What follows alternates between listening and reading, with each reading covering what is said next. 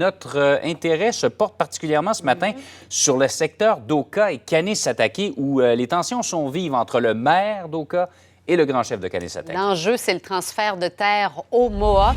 Denis, quel est l'état de situation ce matin?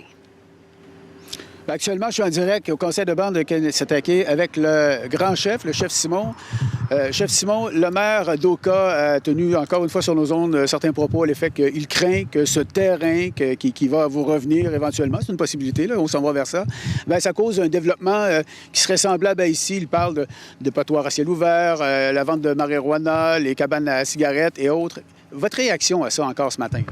Je trouve ça triste que le maire va se servir des problèmes sociaux qu'on a ici, puis de l'inaction du fédéral pour promouvoir son développement et les intérêts de sa communauté. Nous, on essaye de développer notre économie d'une autre direction, dans les énergies vertes, probablement une aréna avec toutes sortes de choses qu'on peut faire ensemble. On parle de réconciliation, on parle de développement commun, et lui parle de déclencher une crise au cas avec ses membres. Alors, soyez le juge, c'est qui qui a le meilleur plan? Mais vous dites quoi? Est-ce que vous sentez le besoin de rassurer la population d'Oka par rapport à ce qui va se passer, à vos intentions?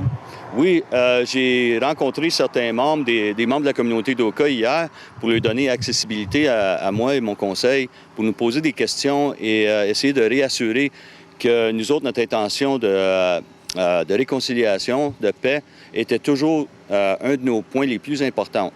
Et puis, comment ça va être exercé dans le futur, on n'est pas sûr, mais si on rouvre le dialogue, puis on garde le dialogue ouvert entre les deux communautés, on va trouver une solution éventuellement.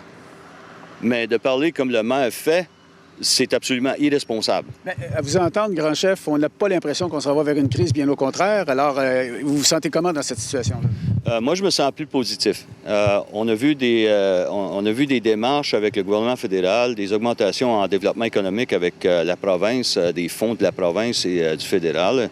Là, on va exercer nos options à ce niveau-là. On va inviter les membres de la communauté d'Oka, éventuellement, de venir avec nous puis de développer côte à côte, en harmonie. Le maire, lui, ce qu'il fait là, c'est toutes des choses qui sont même pas en réalité dans le moment. Vous lui dites quoi au maire en conclusion?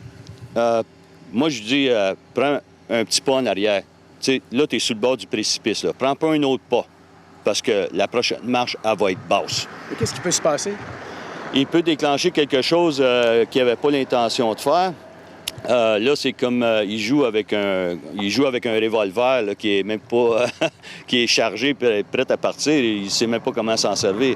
Mais ce qui peut arriver, ce qu'il a voulu éviter, c'est la chute de la valeur des propriétés. Mais il est en train de le faire lui-même. Il s'en va dans cette direction-là où ses membres vont voir leur propriété chuter. Et là, il va blâmer les Mohawks. Hey, là, non. C'est lui qui va prendre le blâme de tout ça. Grand chef, je vous remercie. Un plaisir. Merci, grand chef. Merci beaucoup. Voilà, Jean-François, la version du chef. Oui, les propos des deux côtés sont, en tout cas, un peu inquiétants pour l'instant, même si, évidemment, il ne faut pas faire le parallèle avec 1990, avec cet été qui a marqué l'histoire du Québec. Merci, Denis.